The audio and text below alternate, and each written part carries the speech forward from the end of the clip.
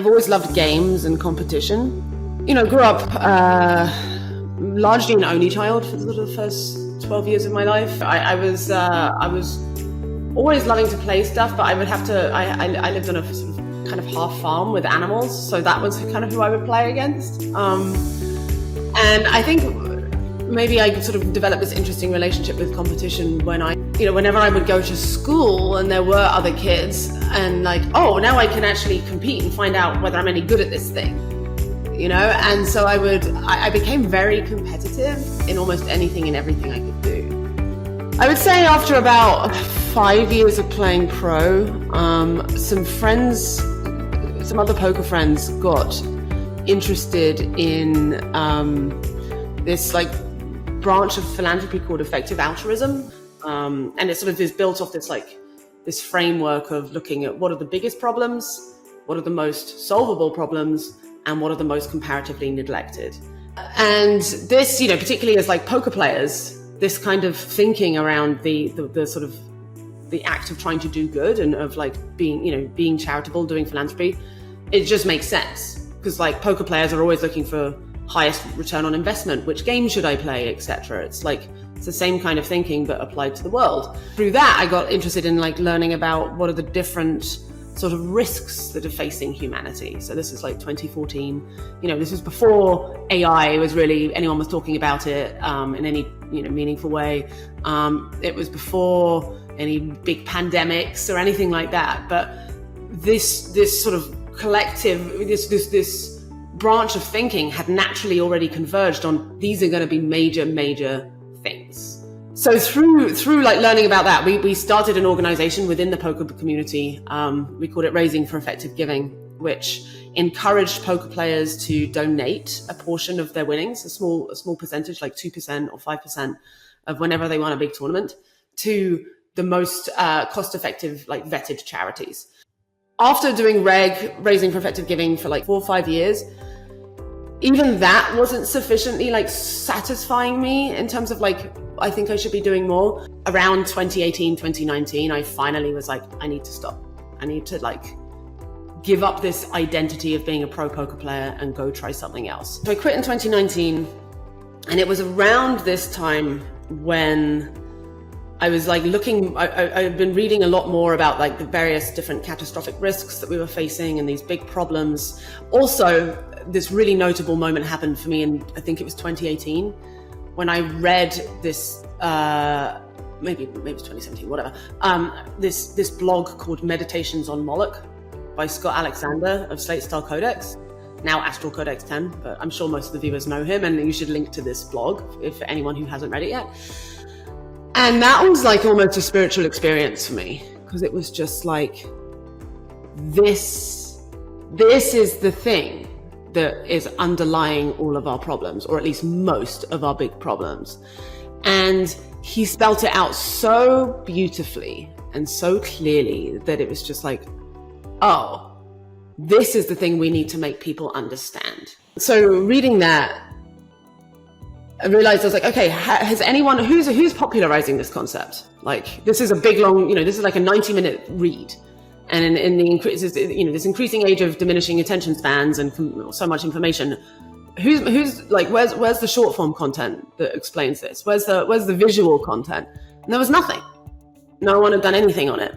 So I was well, okay, that's one skill I have, is making weird videos.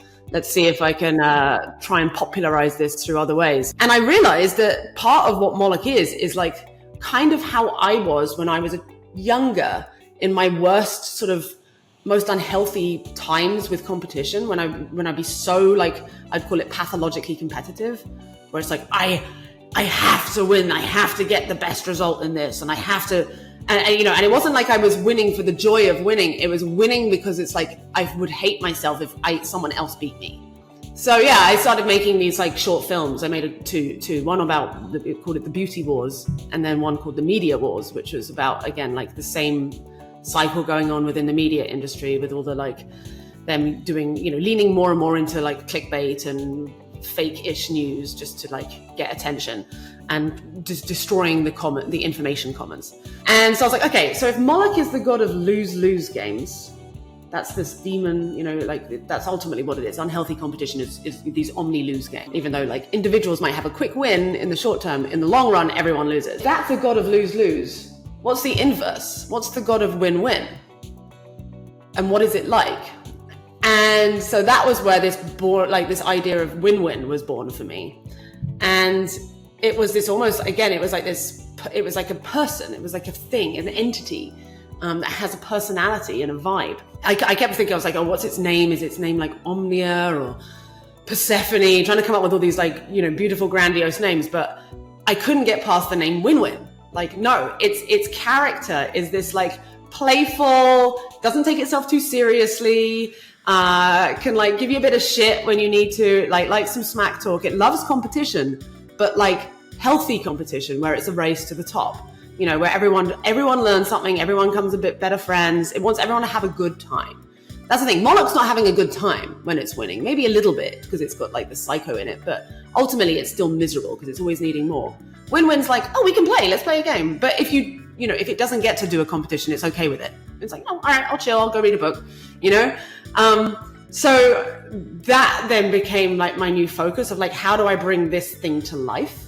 And it started out with a podcast a year ago. So I have this thing called the Win-Win podcast. Would love to have you on at some point, Anneloes. And right now, literally this week, I've finally started actually designing the character of Win-Win to bring it to life.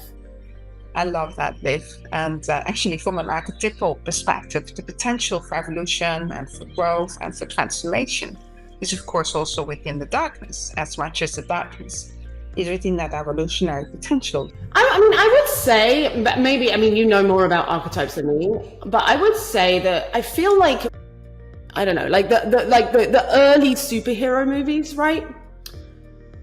They were very clear. This guy's the good guy. This guy's the bad guy. And there was like very low nuance and complexity within them. But if you look at the sort of progression of the superhero movies over the last few years, it's like people actually want to understand the origin stories of what made them this way. And like seeing the bad guy, oh wait, actually they have some good in there. They just got really fucked up by their life or the things that are around them or their parents or whatever. So I feel like that is a manifestation of this desire for a new form of archetype, which is like the complex, unclear, are they good or are they bad? Oh, they're just like complex people, which is true of what most humans are, really, right? And do like feel that the key to solving Moloch as at this, whatever this thing is seeing like there's probably some good in it. It's not purely, it's not purely bad. Even like, I was thinking like, what does Win-Win think about Moloch? And it's like, well, because Win-Win just wants everything around, it would rather have Moloch still exist, but just like have the harm that it can do a little bit capped. And it's like, okay, I want you to have, I'm going to basically give you little areas where you can go play. So here's your sandbox. Go do your lose-lose thing. Go be shitty. But I'm going to curtail it. You can't go beyond a certain point, because if you do that, that's when we get real problems. So it like draws a sandbox around it and lets it like do its nasty thing there. But at the same time, it's also going to try and like help it and be like, you don't have to be this way. So I love what you're doing with Elowyn, because you've like actually formalized that in this beautiful game with this beautiful lore and these characters. In the Elowyn game, especially in the Moloch AI, is to have it coded so that Moloch also has a benevolent potential.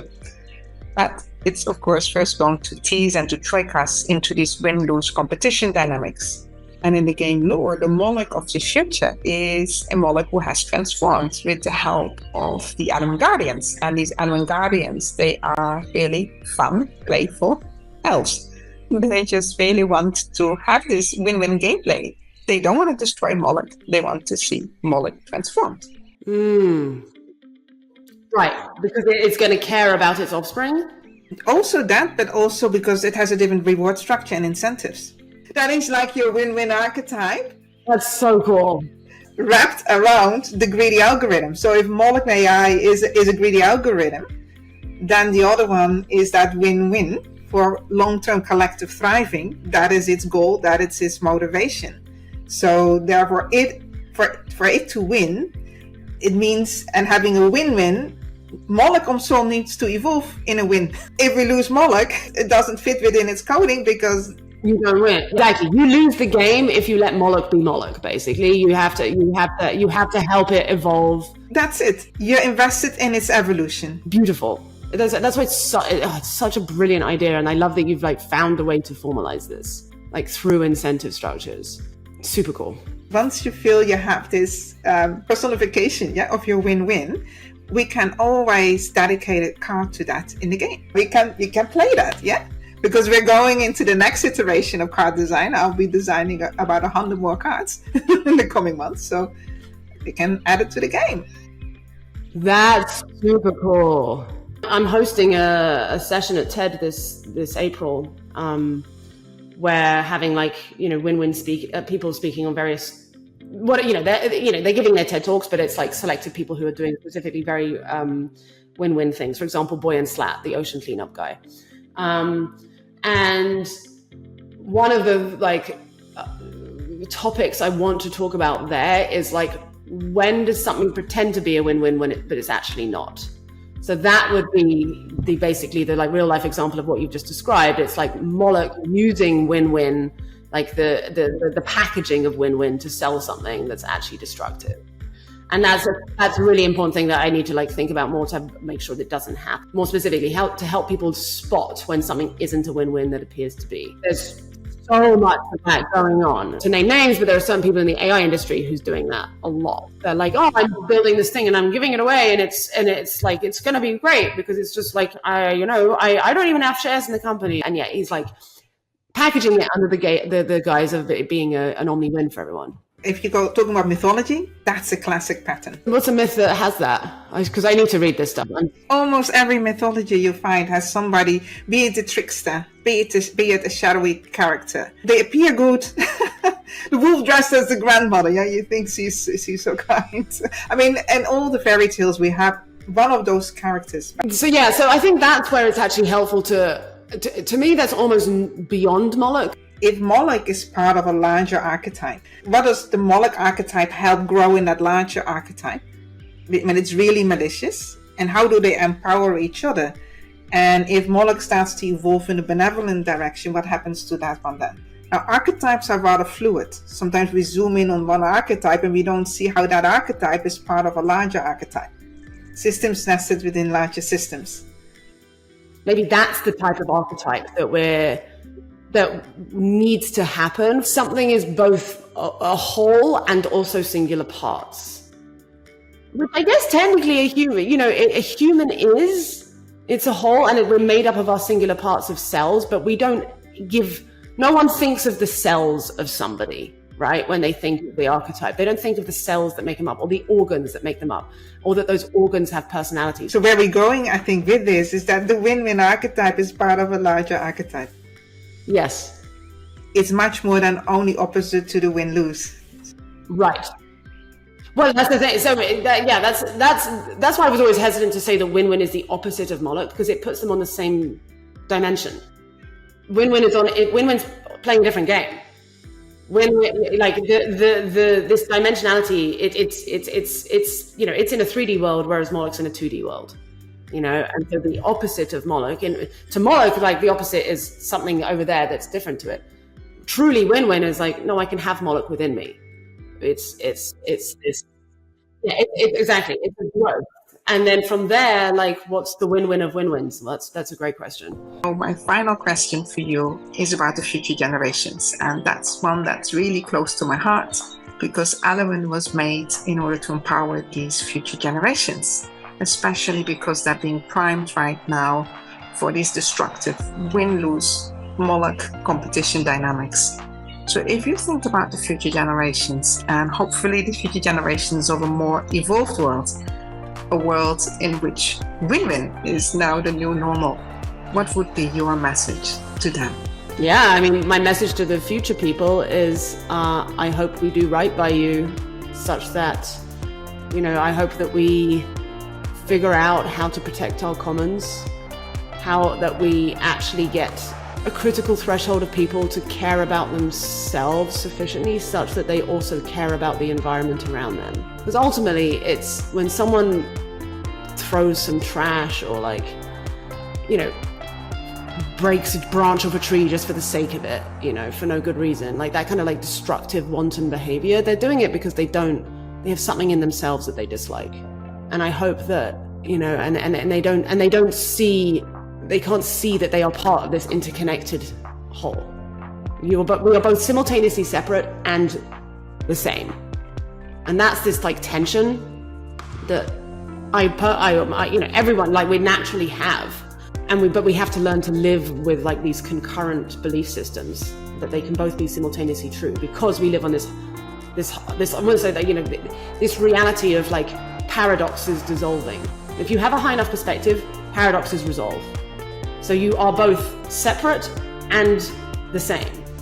That's a paradox in this plane, but in the future of whatever state of evolution we're going to get to, we need to get to, I suspect, that isn't a paradox anymore. And so I'm hoping that what I'm saying right now makes sense to the future people, and I'm not talking nonsense.